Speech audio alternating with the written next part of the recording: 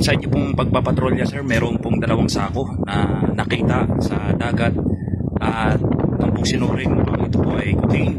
Paditalye naman po sir. Mga regular kasi mission, normally yung mga patrol, MARPA at saka SOGPAT mission namin.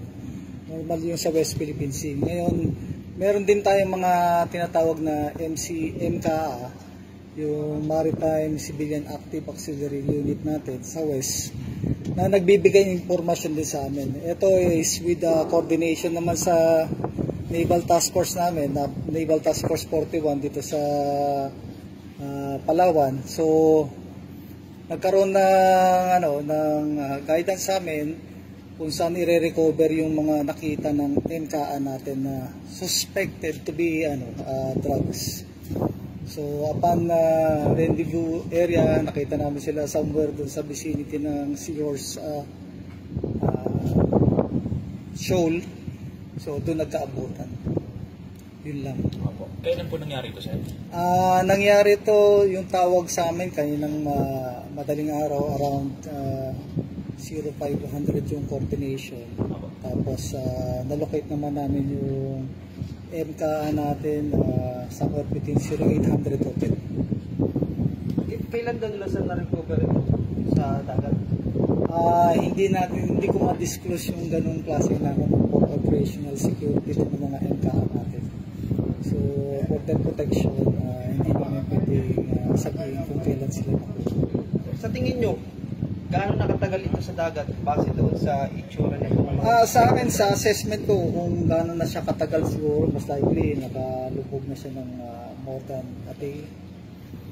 Kung titignan mo yung itsura niya, mukhang nakalubog na siya. Ilang araw sir? Isang linggo?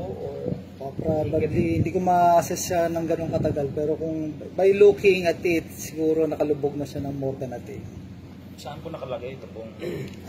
Nakita namin siya nung inabot siya sa amin ng mga MKA, nakalagay siya sa sako. So yung dalawang sako na yan, yung isa is containing 20 packs, yung isa naman is 16. All in all, nasa 36 packs yung na-recover natin galing sa mga MKA. Okay. Pero sir, meron po ba kayong idea kung saan po ito nagmula? Saan po ito galing?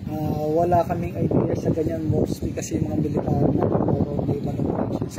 Pero pag may mga naval intelligence naman kasi na information galing din sa mga PDEA natin na pinapato sa amin, ang ginagawa lang namin is to locate. Although pwede rin kaming gamitin ng mga law enforcement agencies natin when it comes to handling yung mga ganitong klase ng cases. Sir, bago ba yung ganito pong nangyayari na meron tayong makikita na nakasako, nakabutang sa dagat, mga illegal na droga?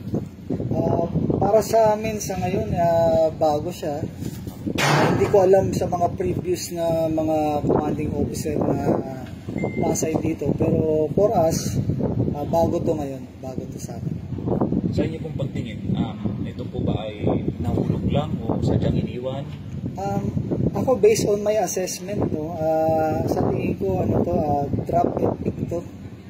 Kasi hindi itong mga ganitong klase, although bago siya sa panahon dito sa lugar ng Palawan, but it's not new sa atin sa Pilipinas. Maraming klaseng ganito na nilalaglag nila and then it will be picked up.